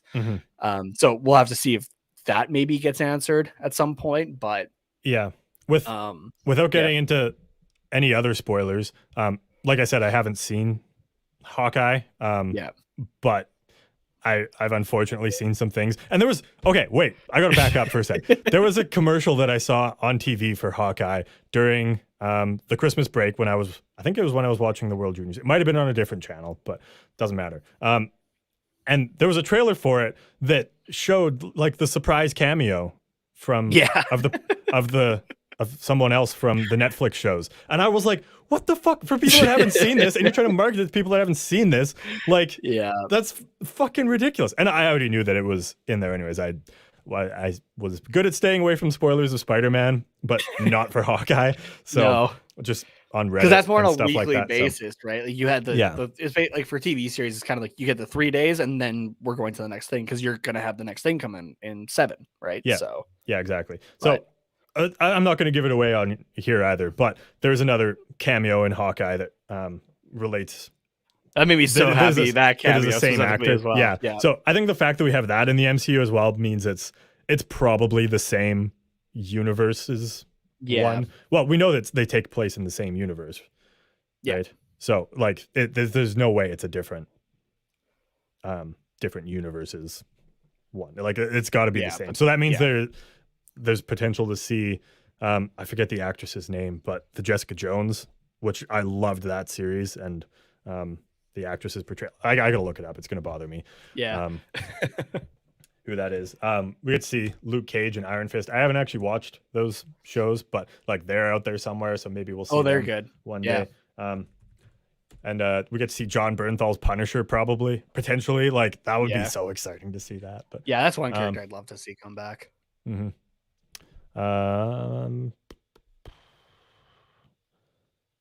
We haven't even type in actress. Hey, we haven't even really talked about specifically Andrew or Toby. Like I said, there's so much to talk about with this movie. Right? But Kristen Ritter, that's who plays Jessica Jones. There you go. Yeah. I loved her portrayal there. She's just so like grumpy, you know. Yeah, it's awesome.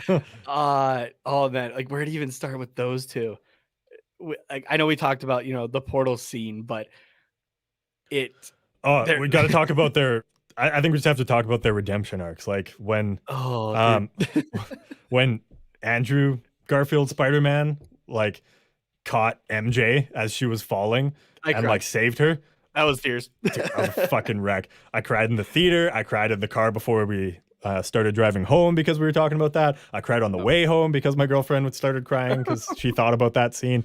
It was fucking mess. Yeah, I'm good now. I've got it out, so I can actually talk about it. But that was heartbreaking. Yeah, then, that was good. And and then we got Toby Spider-Man having a nice life with his MJ, which is just so beautiful. Like we want that. And then he's also like saved Tom Holland Spider-Man for making the same mistakes he did of killing the Green Goblin out of spite and revenge. Like he's got that.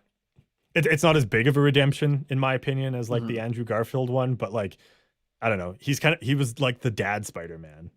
So that everything turned out okay for him. Right. Especially when you leave off of Spider-Man 3, it's like, there's a lot of fixing that still needs to be done here, right? There's a lot of emotional damage to him and MJ, right, who have now lost their best friend and everything that those two went through and everything like that, right? Yeah. So just that confirmation of we make it work or something like that. Whatever the line was directly. So, but that's another thing too. Is I think obviously MJ and Gwen Stacy from those universes would have made the jump into the this universe as well. We unfortunately didn't get to see them. I would have loved to, but they would have been out there somewhere. So in my mind, I think in the whole time between when the spell goes wrong and when we actually see Andrew and Toby in the movie, I like to think they're looking for MJ. Well, Toby's looking for MJ. I don't know if Andrew would be looking for Gwen because in his universe she's dead. So so he's not really thinking about that. Yeah. But what are the villains that got Electro got brought over and Lizard, and Sandman, Dr. No, just from his universe. Sorry. It was just those two, Lizard right? and Electro. Yeah, and they didn't actually die in the first and second Amazing Spider-Man. So what it sounded like from this movie was that Electro was about to die when he got pulled into the Tom Holland universe. Yeah. But no, the Lizard, at least as far as we knew, wasn't dead. He was in jail at that point. Yeah. So really he wouldn't know that like people were coming back from the dead because Green Goblin and Doc Ock from the Raimi films obviously have come back from the dead essentially. But so Gwen and MJ were obviously out there, but I don't know. It would have been cool to see them, but I get it would have been a lot to try and pack them in there as well. And then you have to go through Andrew and trying to, be like, Gwen, you're supposed to be dead, and she's like, yeah, what? and it takes away from Tom Holland at that point. Yeah, and, so I get it would be messy, but I don't. I wonder if we've actually seen the last of Tom and Andrew. I know there's been a lot of rumors going out already of, Sony would like to do something with Andrew Garfield as Spider-Man again, right? Kind of almost a continuation of that. Yeah. You could get a not titled Amazing Spider-Man 3, but kind of something along the lines. Maybe like have Andrew Garfield actually be in the third Venom movie, right? That's a possibility. Yeah. And for Tobey Maguire specifically, I'm wondering maybe if we see him in just a couple months with Doctor Strange and the Multiverse of Madness, because that potentially movie is being directed by Sam Raimi. Yeah, it makes a lot of sense. And and there was an article, I forget who put it out though, that was talking about Sam Raimi wanting to, with this out now, wanting to bring back Toby, or trying to. So yeah, because it's dealing with the multiverse again, you never know.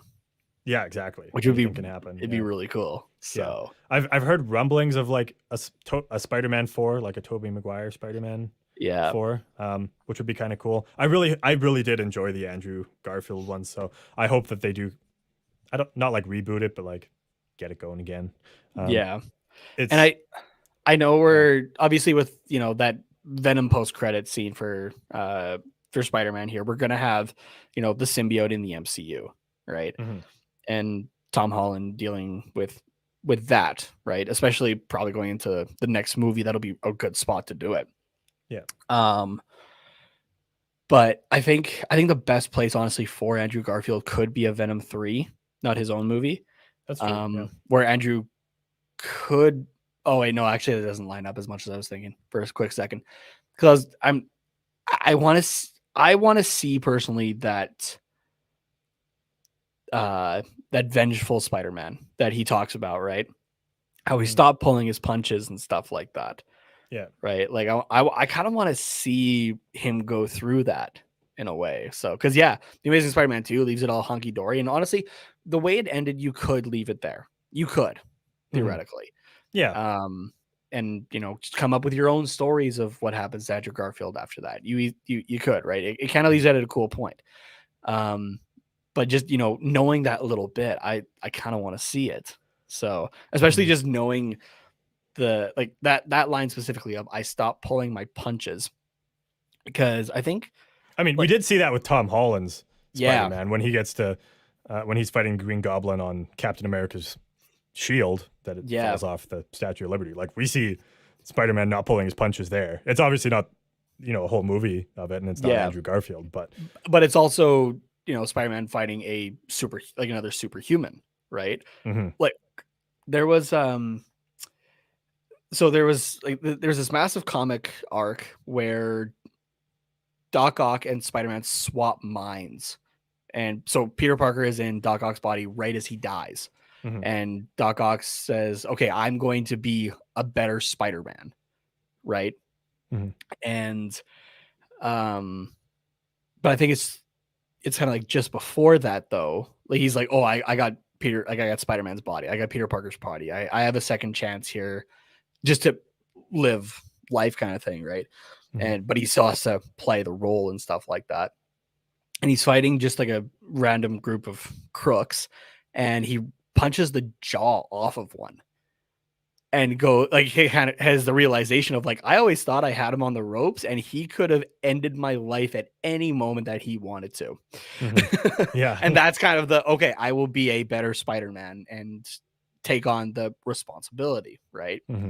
So, but like I kind of want to see that from Andrew Garfield, so because that dude plays emotion so well. Because like you were able to see that emotion out of him while he's still wearing like the full mask and everything like that, right? So I'd love to, like, Andrew Garfield is a great emotional actor. I'd love to see that type of Spider-Man come out of him.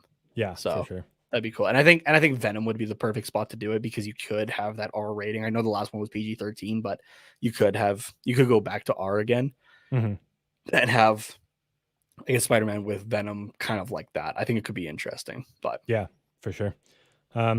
Okay. I think we should get to some memes because we'll probably have some for some what's quacking. We'll probably still have a little bit more discussion that comes out of those. Comes out of it, yeah. But yeah, let's move on to some what's quacking here. Okay, we will show these, and then I'm going to ask you my question. All right, okay. And we can end the show with that if you'd like. Sure. All right. So first off, we have this from Chit Chat Mark, if I'm able to read that from here, who had this TikTok go out talking about Tom Holland's character in Spider-Man No Way Home. And you guys can't convince me otherwise. Spoiler alert if you haven't seen it yet. Okay, everybody's saying that this movie is an amazing film, 10 out of 10, better than Avengers Endgame, all this stuff. But y'all just gonna ignore this? Who is this? Who is this person? This guy was all over the movie, and we never once got an explanation for who this is. He showed up at the very end being all weird to MJ and Ned and stuff. Like we're supposed to care. How are y'all not bothered by this? I want to like this movie. I'm surprised that I'm the only one that seems to have an issue with this. Like, we don't even know this guy's name. This is just bad writing, guys. It's just bad writing for a movie. So I think the videos, was it kind of frozen for you a bit? All I could see was that guy's face. I have no idea who he was talking about. Basically, he's playing into the joke of, everybody forgot who Peter Parker was. Oh, so he brought up like Peter Parker. Yeah, so he's pulls up a picture of Tom Holland. Like everyone's saying that this movie's so great, but we never got an explanation as to who this guy was, and he's been in the movie for. Oh yeah. He was like the only, he was like the main character, but we had no information of him. So yeah, it's because it would have been better. It's because the director wants everybody to see themselves in Spider-Man. So really, we all are Spider-Man. Stan Lee's idea of Spider-Man. There you go. Anybody can be Spider-Man. Yeah, I love that. And it was also really upsetting that kind of got brought up to me that Stan Lee would never see this movie, and I'm like, God damn it! I gotta go. Okay, we'll see if this one works. Because that other one was kind of laggy. Hopefully, it works, but let's try it here. Let it load, maybe. Okay. Cross your fingers. This is the Tobey Maguire Spider-Man alphabet. A is for B is for beat an old lady with a stick to get these cranberries. C is for Change? Yeah. D is for Did your husband give it to you? E. Okay, so the video's not quite working, but you can still enjoy the audio of it at least. Mm-hmm. E is for Everything okay here, Paul? F. Now it's just gonna crap out on us. That's it. That's all we got. God damn it! I love technical difficulties. Oh, good. We got Peter Parker whispering into the waitress's ear. Okay, I'm gonna scratch it.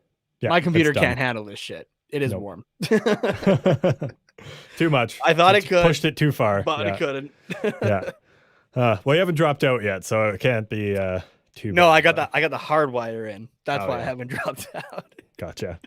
All right. Well, we can still end it on the question you had for me. What's your question here? So this is something that I don't know. Am I being kind of old school about it, or am I the asshole? It's kind of one of those questions. But it really came to fruition, I think, with this movie, but especially with Endgame. I'm not a fan of like cheering in the theaters. What's your take on it? I'm there to enjoy the movie. I don't overly want to hear everybody yelling over top of it. I get everybody's excited of that, but like that's I don't know. It's just not for me. That's the one thing that kind of bothered me, and especially when you're seeing like the clips online or that. Like it's I don't know. A movie's not a sporting event. It's definitely an event. Don't get me wrong, especially a movie like this, but it's not a sporting event where you have to cheer for. I don't know. Am I the asshole here, or what do you think? I'm not necessarily a fan of it either, but for a movie like this, like you said, yes, it's an event.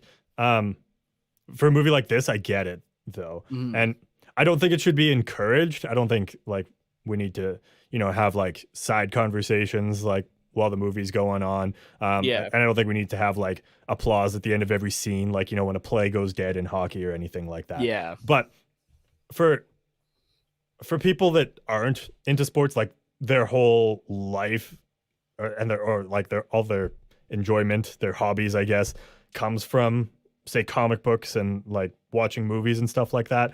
Like for us, like we enjoy hockey and comic books. We'll say equally. It doesn't have to be equally, but we enjoy both of them quite a lot. So yeah, for us, like the Stanley Cup final is a sporting event where you go. If we were to ever go, we would have a grand old time. We'd be drunk, we'd be loud and obnoxious and screaming and all that stuff. yeah, exactly. For people that are just into movies or like say just really into Spider-Man or just really into comic books, this movie is their Stanley Cup final. So like, okay, yeah, that's fair. For them to be that into it, like it makes sense. And like if the person beside me was like standing up and cheering when Andrew Garfield walks onto the screen, because that was the big one for this movie, like where everyone cheered and was clapping. Then Toby, yeah, like it's I'm not gonna turn to the guy and be like, can you keep it down? I'm trying to watch a fucking movie. Like, yeah, to me this was an event. Like that's, if you want, in my opinion, if you want to watch this movie in silence, watch it at home. Like if that's you want, okay. Like I think this and Endgame as well. The going to see it in the theater is like a once in a lifetime thing. Yeah, like to see it for the first time in the theater. Yeah, like you said, it's an event. If people are cheering in Iron Man 1 when he defeats the bad guy, and the people are like, "Woo, let's go, Iron Man! That was awesome!" I'd be like, "Can you shut the fuck up?" Yeah, then it's like, okay. Come on, but this is like 20 plus years of build up for these scenes. So in that sense, it's like I get it. Like I'd be lying if I said I didn't like gasp when I first saw Andrew Garfield, or like clap my hands a couple times and and I don't care about like a gasp or something like that. Like obviously I did it too, right? But I mean like full on like cheering, yelling in the middle of a movie theater, right? Yeah. I saw one video that for the Toby the Andrew Garfield reveal, right? There's always like at most movie theaters now, there's like that split, right, where you have like the wheelchair access and stuff like that, right? It's like a wide walking path. And somebody went down there and straight up did a backflip just out of like joy, which like I'm obviously I was happy too. If I could, I'd do the backflip, but like to like physically, run down there just to do a backflip and that sort of thing. I'm not trying to sound like a grumpy old man, but it is a movie theater. Right? Yeah, that's a little much. Yeah, I guess I would agree with that. Or even like standing up and cheering kind of thing, right? It's like, okay, like just sit down, like let's actually enjoy it. So because like I am somebody who likes to go to movies as well for story, not just the spectacle, obviously, right? Like I'm not trying to sound like I'm trying so hard not to sound like a movie snob here, but like I obviously like to listen to what the people are saying, right? Like there's a story to it, right? And I don't want to miss something, which is why I like to watch movies at least on like a second time with subtitles, right? To pick out things and stuff like that. Yeah. But you'd have some people like cheering over the Andrew Garfield stuff, and you can't hear what the hell he's saying. Yet you have like 12 speakers surrounding you, but you can't hear it because everybody's cheering. So no, exactly. Like that kind of bothered me as well. But like looking back on it, the experience of like seeing that movie on opening weekend where nobody in the theater knew that Andrew Garfield was going to pop up, and then just to have that reaction and like you knew, but you be validated, like because I felt that. I definitely didn't stand up and do a backflip, but I felt that it's like whole emotion in my body. So like to be surrounded by people that were like that excited about it as well is like you said, we're never going to get that again unless we go all Men in Black and get our minds wiped or whatever. So like, and then if I want to like, actually hear what Andrew Garfield said in that whole scene, I'll watch the movie at home when it comes out. Yeah. For home. So in my mind, I would rather have that emotional experience than hear a couple extra lines of dialogue from Andrew Garfield that's fair. Probably weren't even that interesting. The unfortunate, if there's an unfortunate part to this movie being so great, so successful, is that it's going to be forever until we get it like on Netflix or on Disney or something like that. Yeah. Right. It's going to be forever until it goes to like a home release. Well, yeah, because they'll try to get as much cash as possible. Exactly. Right? Yeah. The Eternals is out in like a few weeks. Days. In a week. So. Oh, is it a week already? Yeah. I think it's January 12th. Like, didn't that movie come out in like November? Yeah, it did. So, yeah, like that was one like I 2 missed months. even. So yeah, exactly. I still haven't seen it. It's like it's a 2 month turnaround before it's you can just watch it at home.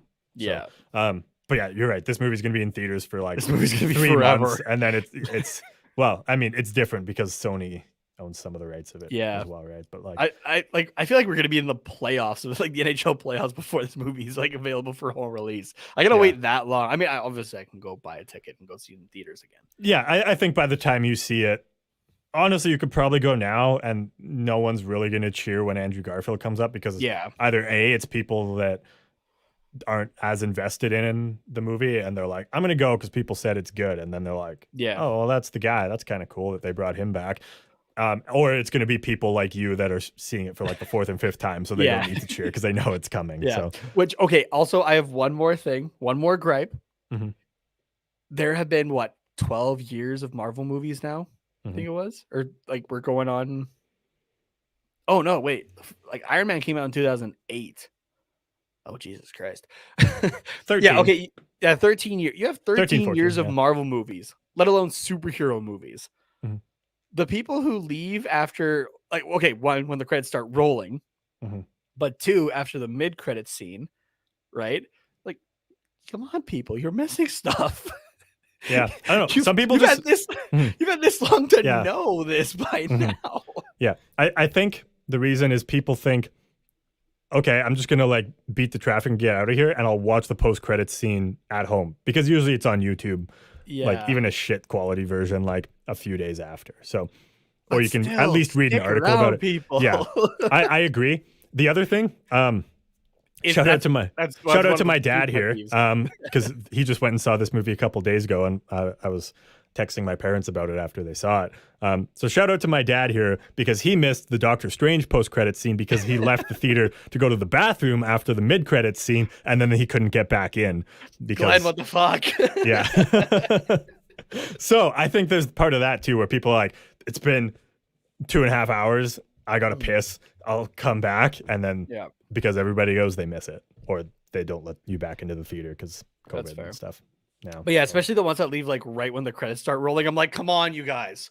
Even if this is like one of you, like even if you're coming to this, you've at least seen other movies. There's that like post credit scenes or mid credit scenes, right? Like just stay for the whole thing. You're probably gonna miss something. So, but yeah, I don't know. I think the next, I keep saying like, oh, like I want to just yell out, like, because like I'll do my best not to spoil myself. But I'll do like a search before I go see one of these movies just to see how many scenes there are, right? So this one I didn't search it up. I asked a friend who had seen it, like the showing before me. I was like, okay, how many scenes are there? He's like 2. I'm like, okay, perfect. So I know to stay for the whole time. Yeah. I think the next one I go to, I'm just gonna yell it out as soon as the credits start rolling. Just there's 1 or there's 2, right? Yeah. Just so people don't miss it, right? So I get it. Not everybody's as heavily invested or that as like you. Some people just don't care.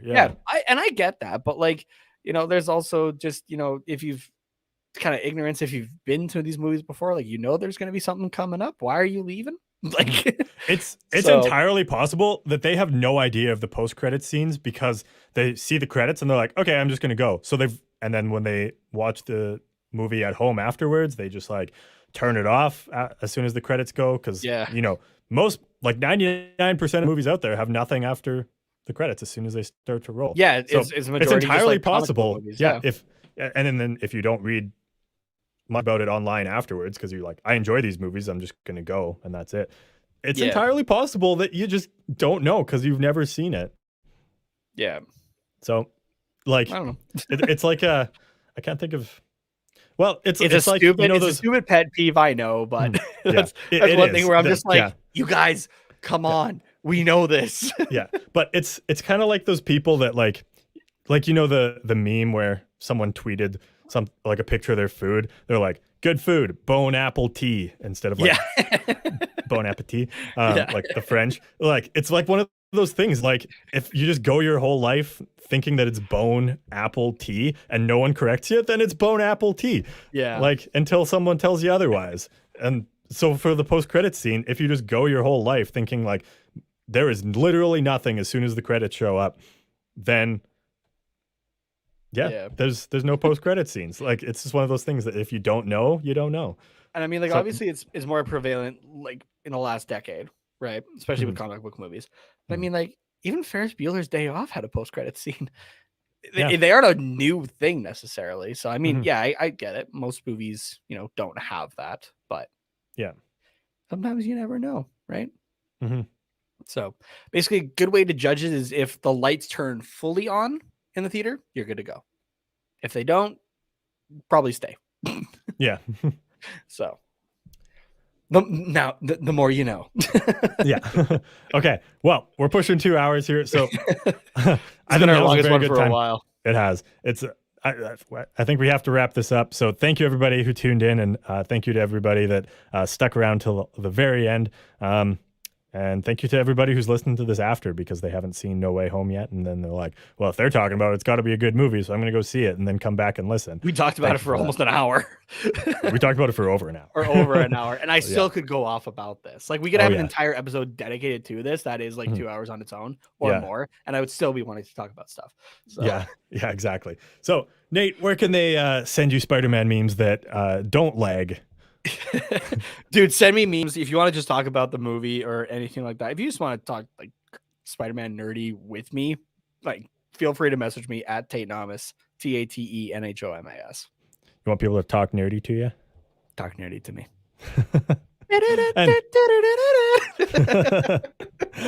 And I like Spider-Man memes as well, so send them my way at Carter_Potts, POTTS_97, and as well at Quack Report Pod on pretty much Carter, everything. Point at me. We don't have a third one, but we're doing the meme. Yeah. Here we go.